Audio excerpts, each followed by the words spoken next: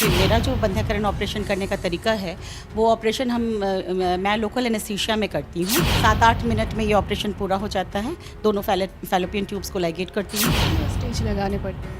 Just 2 stitches, कभी-कभी तो एक ही स्टिच से काम चल जाता है। तो फैमिली कंप्लीट हो गया है, उनके लिए तो बंध्याकरण ही बेस्ट ऑपरेशन है। और जिन्हें सिर्फ एक ही बच्चे हुए हैं, आगे उनको और भी बच्चा चाहिए, तो उस बीच में क्या करना चाहिए उनको? स्पेसिंग के लिए तो ओसीपी ठीक है, बैरियर मेथड भी है, लेकिन उसमें भी बेस्ट है मल्टी लोड, जो कि 5 ईयर्स के लिए हम लोग लगाते हैं, ज़्यादातर 5 ईयर्स। तो ये चीज़ अभी बहुत सारी महिलाओं को नहीं पता है, इसी की जागरूकता थोड़ा बढ़ानी है सोसाइटी में। और पॉपुलेशन कंट्रोल तो अभी बर्निंग प्रॉब्लम है हमारे पूरे वर्ल्ड का। एजुकेटेड जो महिलाएं होती हैं, उन लोग का भी यही हाल है। उन लोग को भी बहुत समझाना पड़ता है, सिखाना पड़ता है, तब जाके वो लोग तैयार होते हैं। ये काम भी डॉक्टर्स और सरकार की जिम्मेदारी होती है कि उनको किस तरह से जागरूक किया जाए। फ्री में हम लोग ऑपरेशन कर रहे हैं, स्टिच कट करके, और उसके बाद हम लोग उनके हाथ में 1000 रुपया भी दे रहे हैं, फल खा सके और थोड़ा अपना हेल्थ का मतलब स्वास्थ्य का लाभ उठा सके।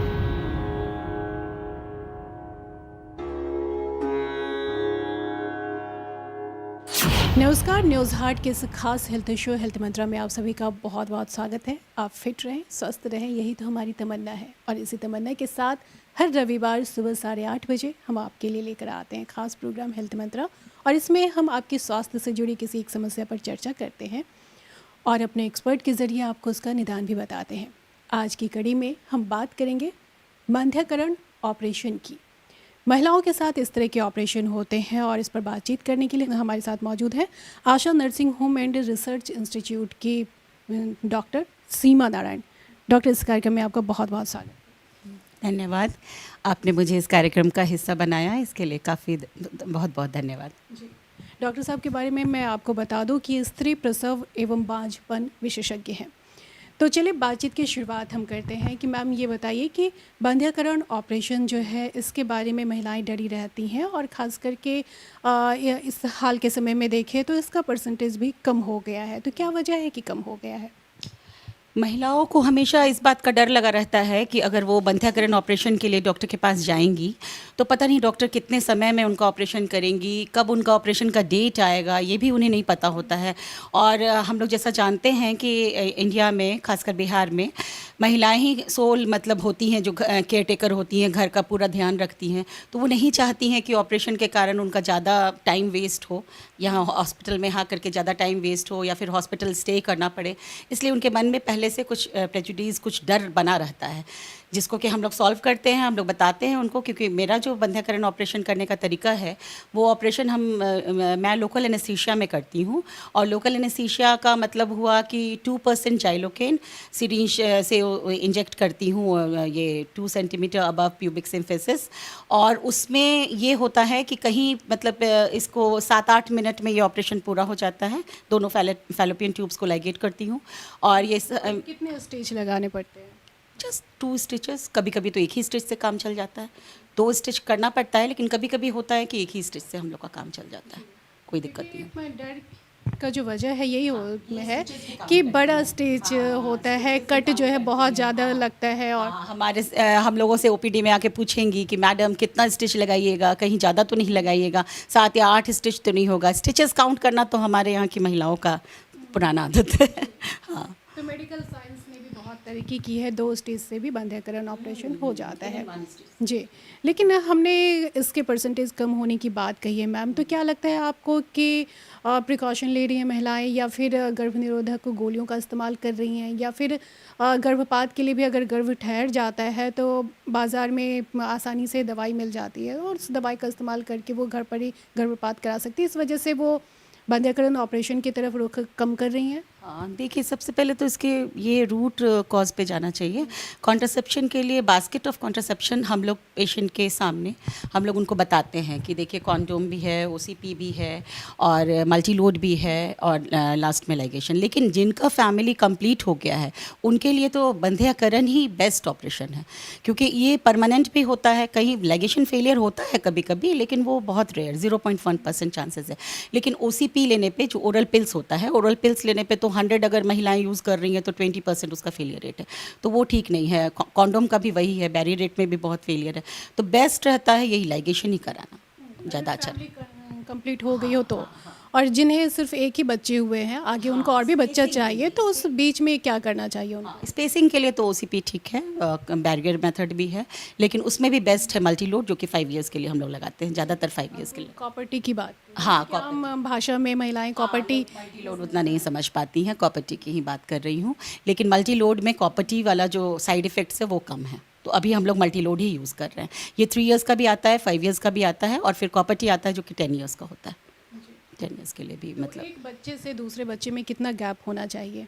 जनरली तो होना चाहिए 3 to 4 इयर्स का गैप तो होना ही चाहिए। इसमें ये भी होता है कि पहला वाला बच्चा भी थोड़ा समझदार हो जाता है, और जो मदर होती हैं उनको भी दोनों बच्चे को संभालने में आसानी हो जाती है, तो हम लोग तो यही बोलते हैं, और मेडिकली भी फिट हो जाती हैं, दूसरे बच्चे के लिए भी उनका बॉडी तैयार हो जाता है। तो हम लोग तो पेशेंट को यही सजेस्ट करते हैं आफ्टर डिलीवरी कि कम से कम 3 to 4 इयर्स का गैप रखो ही, उसके बिना तो मुश्किल है।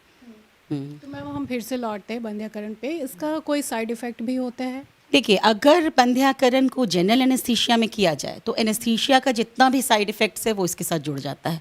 मतलब हो सकता है कि ओटी में ही अचानक से अटैक आ जाए, कार्डियक अटैक हो जाए, या एमआई हो जाए, या फिर जितना भी एनेस्थीसिया का जितना हैज़ार्ड्स है वो सारा कुछ इसके साथ हो सकता है। लेकिन लोकल एनेस्थीसिया में करने पे पेशेंट एकदम फ्री होती है। पेशेंट को जैसे मैं बुलाती हूँ, जैसे ओटी में, वो हंसते हंसते अंदर ओटी में घुसती है, ये प्रणाम मैडम बोल के आराम से लेट जाती है ऑपरेशन टेबल पे। वहाँ पे भी मैं लगातार उन लोग से बात करती रहती हूँ, जैसे मैं ऑपरेशन कर भी रही हूँ, स्टार्ट भी कर दी हूँ, तो मैं यही बोलती हूँ उन लोगों को कि अभी ऑपरेशन नहीं स्टार्ट हुआ है जी, अभी केवल सफाई हो रहा है। तो वो सोचती है कि ओ अभी तो मैडम क्लीन कर रही हैं, बस यही कर रही हैं। उतने देर में 5-7 मिनट खत्म हो जाते हैं, उतने देर में फैलोपियन एक्सपर्टीज़ है क्योंकि, तो फैलोपियन ट्यूब तुरंत ही निकाल करके और तुरंत उसको लाइगेट कर देती हूँ। तो 7 मिनट में आराम से फिर पेशेंट ओटी टेबल से नीचे उतरती है, खुद से नीचे उतरती है और वॉकआउट कर जाती है। मतलब वॉक इन वॉकआउट वाला सिस्टम है, ये चीज़ काफ़ी अच्छा है। तो ये चीज़ अभी बहुत सारी महिलाओं को नहीं पता है, इसी की जागरूकता थोड़ा बढ़ानी है सोसाइटी में। बहुत सारी लोगों को नहीं पता, उन लोगों को लगता है कि वो लोग जाएंगी तो वो जनरल एनेस्थीसिया में मैडम करेंगी, वहाँ पे 2 दिन रुकना पड़ेगा, फिर उसके बाद कट भी ज़्यादा होगा। हाँ, कट भी ज़्यादा होगा, पोस्ट ऑपरेटिव भी कॉम्प्लिकेशंस रहेगा, वॉमिटिंग होगा, डिजीनेस लगेगा, वीकनेस लगेगा, घर नहीं जा पाएंगी, ये सब चीज़ हो जाता है उन लोगों के साथ। तो लोकल एनेस्थीसिया में मतलब बहुत ज़्यादा एडवांटेजेस है रिलेटिवली जनरल एनेस्थीसिया। इस ऑपरेशन के लिए क्या उम्र भी निर्धारित है? ज़्यादा उम्र की महिलाएं होती हैं तो क्या उनके लिए ये सही होता है, उनके स्वास्थ्य के लिए? 2 इयर्स से तो हम लोग स्टार्ट करते हैं लाइगेशन करना, जो कि 42, 43, 40 इयर्स तक की महिलाओं का हम लोग करते हैं। तो इसमें कहीं मतलब इतने एज ग्रुप वाली महिलाएं आराम से करवा सकती हैं, कोई दिक्कत नहीं है उसमें।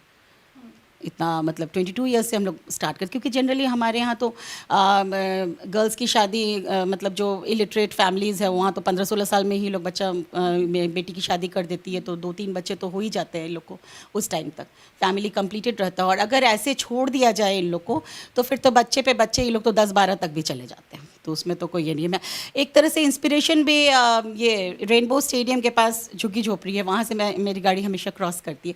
वहाँ पे मैं देखती हूँ कि बच्चे बस ऐसे ही घूम रहे हैं एमलेसली, कोई देखने वाला नहीं, कोई उनको पढ़ाने के लिए कोई कुछ करने वाला नहीं। तो कभी कभी अगर किसी से बात हो तो लोग बताता है कि 6 बच्चे हैं मेरे, 7 बच्चे हैं, 8 बच्चे से ज़्यादा ही रहता है हमेशा।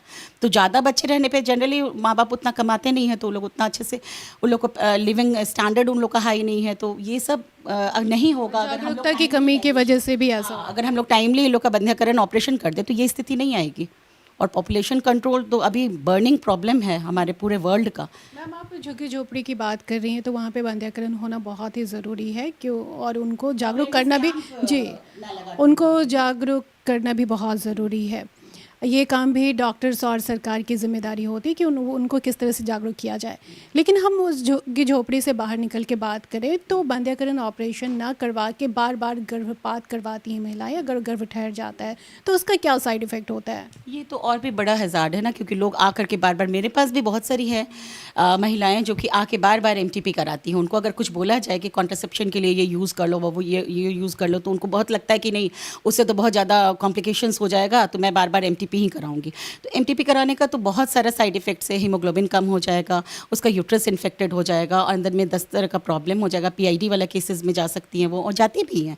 लेकिन वही है कि लोग को काउंसिल करने पे, अच्छे से काउंसिल करने पे तो ये लोग समझ जाती हैं, लाइगेशन के लिए तैयार हो जाती हैं। मैं ले भी जाती हूँ लोग ऑपरेशन के लिए, मतलब कंसेंट ये लोग दे देती हैं ऑपरेशन के लिए। लेकिन वही है कि काउंसलिंग करना पड़ता है, काउंसलिंग ज़्यादा करना पड़ता है ये लोग। जागरूकता की कमी की वजह से इस तरह से महिलाएं नहीं डरी रहती हैं या फिर सोच नहीं पाती कि उन्हें क्या करना चाहिए। एजुकेटेड जो महिलाएं होती हैं उन लोग का भी यही हाल है, उन लोग को भी बहुत समझाना पड़ता है, सिखाना पड़ता है, तब जाके वो लोग तैयार होती हैं। तो और एक और होता है पुरुष बंध्याकरण, जो कि एनएसवी जो जिसमें हम लोग कहते हैं, उसके लिए तो ना वाइफ तैयार होगी ना उसकी मदर इन लॉ तैयार होगी। ये सारा लोग एकदम डर जाता है कि अब तो मतलब इसका एनएसवी, अगर जो पुरुष है उसका एनएसवी कर दिया जाएगा तो फिर उसके बाद तो कोई मतलब अर्निंग मेंबर नहीं रहेगा, वो कुछ काम ही नहीं कर सकेगा। तो ये सब सारा प्रेजुडिस उन लोग के मन में है, एकदम बैठा हुआ है मन में, तो उसको हम लोग को ठीक करना पड़ता है, काउंसलिंग करना कैसे पड़ता है। ठीक करती हैं, क्या बताना पड़ता है उनको, क्योंकि ये भी तो एक तरह की भ्रांति ही है। हाँ, भ्रांति है ही वो तो। और नो स्कैल्पेल वैसेक्टमी नाम है उसका, उसमें तो स्कैल्पेल भी नहीं यूज़ करते हैं, तो अगर वो भी कराए तो वो भी ठीक है। लेकिन वही है कि जागरूकता की इतनी कमी है कि लोग कराना नहीं चाहते हैं, तो हम लोग फिर बंध्याकरण के लिए ही बोलते हैं। तो महिलाओं को समझाना पड़ता है, समझ जाती हैं, थोड़ा हम लोग को हार्ड लेबर करना पड़ता है। ज़्यादातर तो महिलाओं को ही बंध्याकरण ऑपरेशन करवाना होता है, पुरुष नसबंदी के लिए तो अभी भी बहुत कम तैयार हो। हाँ, बहुत कम तैयार होते हैं, बहुत कम। क्या क्यों तैयार नहीं हो पाते, उन्हें किस बात का डर होता है, क्या वो भ्रांति है उन लोग के मन में भी, मिथ है उन लोग के मन में कि नहीं हम लोग फिर आगे काम नहीं कर पाएंगे, या फिर हम लोग ये भी जोड़ी हाँ, कमज़ोर हो जाएंगे, कमज़ोरी वाला भी सब भ्रांति है, कुछ ऐसा नहीं होता है। जबकि एकदम कराना चाहिए, उन लोग को भी आगे बढ़ना चाहिए, कराना चाहिए। अपनी जो घर की जो उनकी वाइफ है उनको सहयोग देना चाहिए। हर बार यही होता है कि नहीं नहीं ये करा लेगी, हम नहीं कराएंगे तो ऐसे ही है, यही है सोसाइटी में, तो यही चला आ रहा है। लेकिन वही है कि हमारे काउंसलिंग करने से बहुत सारा मतलब फैमिलीज़ जो है, ये इतने सारे बच्चे जो हो रहे हैं वो सब बहुत कंट्रोल हो गया है, और बहुत मतलब हमारे एरिया में तो बहुत कंट्रोल है। फिर और मतलब कर ही रही हूँ मैं, लगातार काम कर ही रही हूँ इस तरफ। तो आगे भी फ्यूचर में आगे से 4-5 साल के बाद कम से कम हमारा जो इधर का कंकड़बाग एरिया है उसको तो मैं काउंसिल कर ही रही हूँ लगातार, जो भी आती है मेरे पास। मैम बंध्याकरण के लिए महिलाओं को प्रेरित करने के लिए सरकार की तरफ से किस तरह की कोशिश की जा रही है? हमारी बिहार सरकार ने अभी बहुत अच्छा कदम उठाया है, और मेरे संस्थान जैसे आशा नर्सिंग होम रिसर्च इंस्टीट्यूट को DHS डिस्ट्रिक्ट हेल्थ सोसाइटी की तरफ से एक्रीडेट कर दिया गया है। और इसमें महिलाओं को ये सुविधा मिल रही है कि महिलाएं आ रही हैं, उनसे हम लोग फ़ीस भी नहीं ले रहे हैं, और ऑपरेशन चार्ज तो खैर अलग ही बात होगी, सारा कुछ फ्री में हम लोग ऑपरेशन कर रहे हैं। और साथ में जब ऑपरेशन के बाद स्टिच कटने के दिन हम लोग महिलाओं को बुला रहे हैं हमारे यहाँ, स्टिच कट करके, और उसके बाद हम लोग उनके हाथ में 1000 रुपया भी दे रहे हैं, जिससे कि वो अपना दवाई खरीद सके या फिर कुछ भी फल खा सके, और थोड़ा अपना हेल्थ का मतलब स्वास्थ्य का लाभ उठा सके। इस तरह से किया जा रहा है। और जब आफ्टर ऑपरेशन हम लोग पेशेंट्स को मेडिसिन भी अपनी तरफ से फ्री दे रहे हैं। तो ये एक अच्छा कदम है।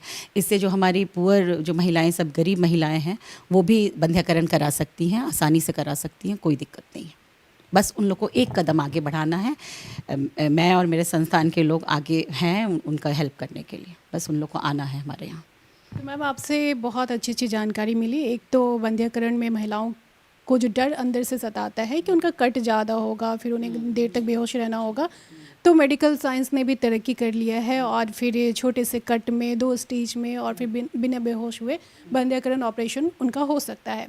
और दूसरी बात है, जो पुरुषों में नसबंदी को लेकर जो मिथक है, भ्रम है, जो भ्रांतियाँ हैं, वो उसको भी आपने क्लियर किया कि इससे कोई दिक्कत नहीं होती है, पुरुष नॉर्मल लाइफ जी सकते हैं नसबंदी के बाद भी। तो इसलिए ज़्यादातर घरों में महिलाओं के ऊपर ये प्रेशर होता है कि वो बंध्याकरण ऑपरेशन करवाएं, तो उनके ऊपर प्रेशर ना बना के पुरुष भी ऐसा कर सकते हैं। तो फिलहाल आज के कार्यक्रम को हम समाप्त करते हैं। आपने अपना कीमती समय हमें दिया, आपके बाहर पेशेंट भी बैठे हुए हैं, इंतज़ार कर रहे हैं दिखाने के लिए, फिर भी आपने हमसे बातचीत की, इसके लिए बहुत बहुत शुक्रिया। धन्यवाद, धन्यवाद। तो आपने देखा कि डॉक्टर सीमा नारायण किस तरह से लोगों को जागरूक कर रही हैं, खास करके महिलाओं को जागरूक कर रही हैं, और इस वीडियो को बनाने का हमारा मकसद है आपको जागरूक करना। आपको हमारा ये कार्यक्रम कैसा लगा हमें कमेंट बॉक्स में ज़रूर बताइएगा।